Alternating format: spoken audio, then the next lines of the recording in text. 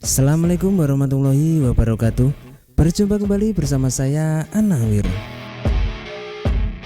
Gimana kabar sahabatku semua di bulan yang suci ini? Saya doakan semoga tetap diberikan kesehatan serta keberkahan agar mampu menunaikan ibadah puasa juga amal kebaikan di bulan Ramadan ini dengan penuh keikhlasan dan juga keridhaan Allah Subhanahu wa taala. Nah sahabat, bicara hal menarik tentang Malaysia pasti tiada habisnya kalau kita perbincangkan, baik dari perspektif kulturnya, agama, ekonomi, inovasi ataupun lainnya, yang mana di setiap unsurnya memiliki nilainya tersendiri yang patut kita jadikan referensi. Nah, sesuai tajuk video kali ini, admin akan sharing sekaligus mereaksi sebuah pencapaian serta prestasi dari negeri jiran Malaysia di tahun 2024 ini, yang mana mampu membawa nama Malaysia di top 5 secara global. Teruskan menonton. Sebagaimana kita ketahui bersama bahwasanya Malaysia telah meraih prestasi luar biasa dengan memiliki gedung pencakar langit tertinggi di Asia Tenggara pada tahun 2024 ini, menduduki peringkat kedua di seluruh Asia dan mencapai peringkat keempat di tingkat global. Menurut data Skyscraper Center pada Februari 2024 ini menunjukkan lonjakan yang signifikan, mengingat Malaysia sebelumnya menempati peringkat ke-6 di dunia pada tahun 2023. Dari total 366 bangunan yang dimilikinya, Malaysia memimpin dengan 293 bangunan yang memiliki tinggi lebih dari 150 meter, 67 bangunan dengan ketinggian melebihi 200 meter, dan 6 bangunan yang mencapai ketinggian lebih dari 300 meter di atas permukaan laut. Secara kategoris, dari bangunan yang memiliki tinggi melebihi 150 meter, 200 meter, dan juga 300 meter, Malaysia juga mendominasi di setiap kategori tersebut. Wah, keren ya. Bagaimana tanggapan sahabat atas pencapaian ini? Silahkan komen di bawah. Pasti sebagian dari sahabat Anawir bertanya-tanya, Bang, di benua Eropa kok nggak banyak berdiri gedung pencakar langit? Kenapa banyak didominasi dari Asia? Bukan tanda kiamat semakin dekat jika banyak berdiri bangunan tinggi? sabar, kita lanjutkan dulu. Jika dilihat berdasarkan kota, Kuala Lumpur menjadi yang paling banyak memiliki gedung pencakar langit di Asia Tenggara dengan total 241 bangunan yang melebihi 150 meter tingginya. Jakarta mengikuti dengan 165 bangunan, diikuti oleh Bangkok dengan 142 bangunan setinggi lebih dari 150 meter. Good newsnya, dari 35 kota yang berada dalam daftar, Malaysia mencatatkan kehadiran yang kuat dengan 10 kota masuk dalam daftar.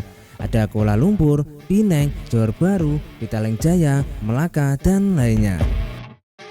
Memiliki gedung-gedung yang menjadi simbol nasional yaitu Petronas Twin Towers yang memiliki tinggi 450 meter dan juga 88 lantai, PNB Merdeka 118 yang menjadi gedung tertinggi kedua di dunia setelah Burj Khalifa.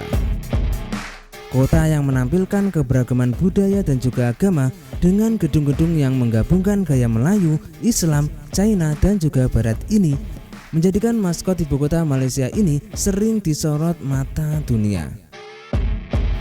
Untuk menjawab alasan kenapa di Eropa jarang ada gedung pencakar langit ataupun di Asia banyak sekali gedung tinggi, untuk mempersingkat waktu, saya akan coba bahas sedikit secara garis besarnya saja.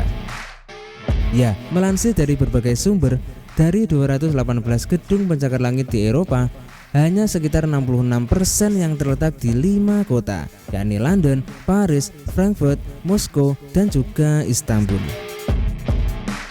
Masalah pembangunan gedung pencakar langit di Eropa banyak sekali faktor dan juga problematikanya sendiri, mulai dari karena terdapat banyaknya bangunan bersejarah di sejumlah kota-kota besar di Eropa, harga properti yang mahal, tidak berkelanjutan terhadap lingkungan, daripada membangun gedung modern dan lain sebagainya.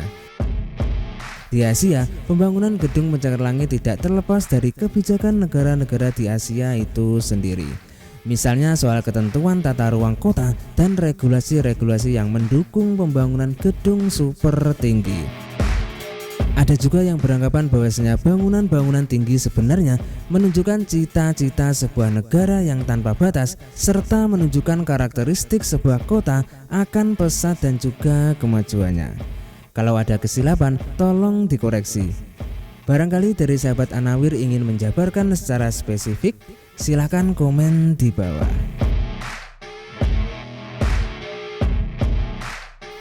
Sebagaimana kita ketahui bersama, bahwasanya dalam beberapa tahun terakhir, Finlandia dinobatkan sebagai negara paling bahagia di dunia, bersaing ketat dengan negara-negara maju seperti Swiss, Denmark, Islandia, ataupun lainnya. Secara overall, untuk menentukan negara paling bahagia di dunia, para peneliti menganalisis data menggunakan beberapa indikator seperti GDP per kapita, dukungan sosial, harapan hidup sehat, kebebasan menentukan pilihan hidup, kemurahan hati masyarakat umum, ataupun persepsi tingkat korupsi internal maupun eksternal.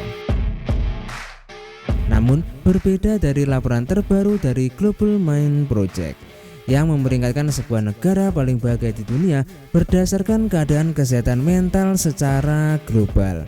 Dan hasilnya, Malaysia dinobatkan sebagai negara kelima paling bahagia di dunia, sementara Republik Dominika menempati peringkat teratas. Malaysia disenaraikan di kedudukan kelima daripada 10 negara paling gembira di dunia berdasarkan laporan tahun keempat Projek Minda Global atau Mental. Berikut daftar 5 negara paling bahagia dan juga paling tidak bahagia selengkapnya. Sebagai catatan, survei tersebut merujuk pada 6 kategori, seperti gaya hidup, dinamika dengan keluarga dan teman, serta trauma pribadi juga menjadi faktor yang dipertimbangkan dalam survei ini. Penelitian ini menggunakan mental health question untuk menilai berbagai aspek kesehatan mental peserta yang dikategorikan berdasarkan skor mereka, mulai dari berkembang hingga tertekan, di mana Malaysia mendapat skor 85%, meningkat sebesar 2,9% dari tahun 2022. Bagaimana menurut tanggapan sahabat Anawir semua? Silahkan komen di bawah. Melihat kajian tersebut, pastinya kita bertanya-tanya, kenapa dalam survei Global Mind Project itu tidak ada nama Finlandia ataupun negara-negara maju Eropa ataupun lainnya yang notabene memiliki kemakmuran dan juga kesejahteraan tinggi yang masuk dalam daftar teratas dunia. Menurut perspektif saya pribadi, pola ini menunjukkan bahwa kekayaan yang lebih besar dan pembangunan ekonomi tidak selalu menghasilkan kesejahteraan mental yang lebih baik. Ya, meskipun tak semuanya begitu. Atau dalam skala yang lebih rendah, bahagia tidaknya seseorang bukan hanya ditentukan oleh satu faktor linier saja, seperti yang telah saya sebutkan tadi, melainkan kesehatan mental itu sendiri yang mampu menunjukkan kemakmuran dan juga kesejahteraan secara hakiki. Dan untuk menanggapi lebih dari hasil survei Global Mind Project itu sendiri, ya kita positive thinking saja dan kita jadikan sebuah referensi semata, serta jangan lupa banyak-banyak bersyukur. Saya pikir itu, terima kasih sudah menonton. Jangan lupa like serta share jika konten yang kami sajikan bermanfaat. Saya juga minta maaf jikalau dalam statement masih ada kesilapan ataupun kekeliruan. Itu semua tiada unsur kesengajaan, tapi itu semua murni karena kekurang pengetahuan saya tentang hal ini. Akhirul kalam, wassalamualaikum warahmatullahi wabarakatuh. Kita jumpa di video selanjutnya ya. Bye bye.